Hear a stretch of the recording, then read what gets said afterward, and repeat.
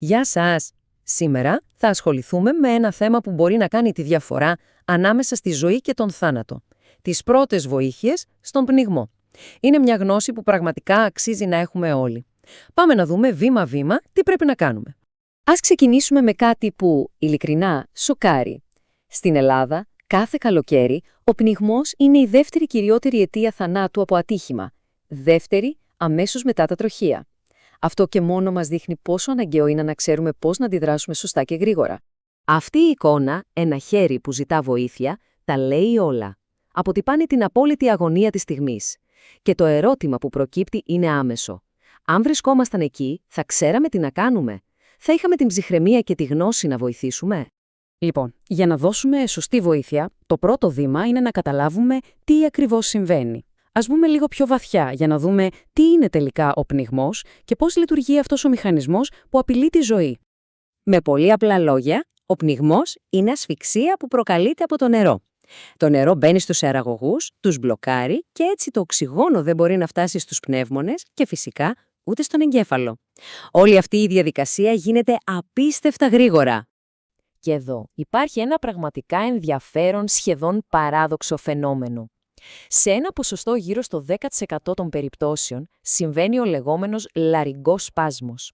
Ο λάρυγγας δηλαδή κλείνει αντανακλαστικά και δεν αφήνει άλλο νερό να περάσει. Αυτό όμως την ίδια στιγμή εμποδίζει και την είσοδο του αέρα, οδηγώντας έτσι κι αλλιώς σε ασφυξία. Εντάξει, το να καταλάβουμε γρήγορα ότι κάποιος πνίγεται είναι το α και το ω. Ποια είναι λοιπόν εκείνα τα σημάδια που πρέπει αμέσως να μας χτυπήσουν το καμπανάκι? Λοιπόν, τα πράγματα που πρέπει να προσέξουμε είναι συγκεκριμένα. Πρώτον, η κατάσταση του ατόμου. Έχει χάσει τις αισθήσεις του ή φαίνεται να βρίσκεται σε σύγχυση? Δεύτερον, η αναπνοή του. Αν αναπνέει, είναι δύσκολη? Ακούγεται ένας ήχος σαν σφύριγμα? Ένα πολύ χαρακτηριστικό σημάδι είναι η κυάνωση, δηλαδή το δέρμα και τα χείλη μελανιάζουν. Αυτό φωνάζει έλλειψη οξυγόνου. Και τέλος, είναι πολύ πιθανό να δούμε αφρό στο στόμα ή και εμετό. Και τώρα, πάμε στην καρδιά της υπόθεσης, στα πρακτικά βήματα. Αυτή είναι η σωστή σειρά ενεργειών, το σχέδιο δράσης που μπορεί πραγματικά να σώσει μια ζωή. Ας το δούμε αναλυτικά. Κοιτάξτε, η διαδικασία έχει 4 βασικά στάδια. Ας τα σκεφτούμε σαν μια απλή αλυσίδα. Πρώτο, βγάζουμε το θύμα από το νερό με ασφάλεια. Δεύτερο, καθαρίζουμε αμέσως το στόμα. Τρίτο, προσπαθούμε να βγει το νερό από μέσα του. Και τέταρτο, το πιο κρίσιμο, αξιολογούμε την κατάσταση και αποφασίζουμε τι θα κάνουμε. Το τονίζω ξανά και ξανά. Η νούμερο 1, η απόλυτη προτεραιότητα, είναι να βγει το θύμα έξω από το νερό. Τίποτα δεν είναι πιο σημαντικό από αυτό. Κάθε δευτερόλεπτο που περνάει μέσα στο νερό είναι κρίσιμο. Μόλις το άτομο είναι σε σταθερό έδαφος, η επόμενη κίνηση πρέπει να είναι αστραπιαία. Ανοίγουμε το στόμα και ρίχνουμε μια ματιά. Βλέπουμε άμμο, φύκια, οτιδήποτε ξένο, το αφαιρούμε αμέσως με τα δάχτυλα. Ο αεραγωγός πρέπει να είναι καθαρός. Τώρα, για να βοηθήσουμε το νερό να βγει, υπάρχουν 2 κύριες μέθοδοι. Η μία είναι ο γνωστός χειρισμός Heimlich, με απότομες πιέσεις στο διάφραγμα.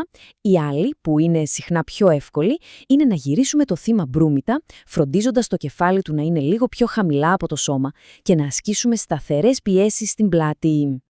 Και φτάνουμε τώρα στο σημείο κλειδί. Εδώ είναι που παίρνεται η πιο σημαντική απόφαση. Η επόμενη κίνησή μας εξαρτάται από έναν ταχύτατο, αλλά ζωτικής σημασίας, έλεγχο. Εδώ λοιπόν έχουμε 2 δρόμους. Ελέγχουμε γρήγορα αν το άτομο αναπνέει και έχει σφυγμό.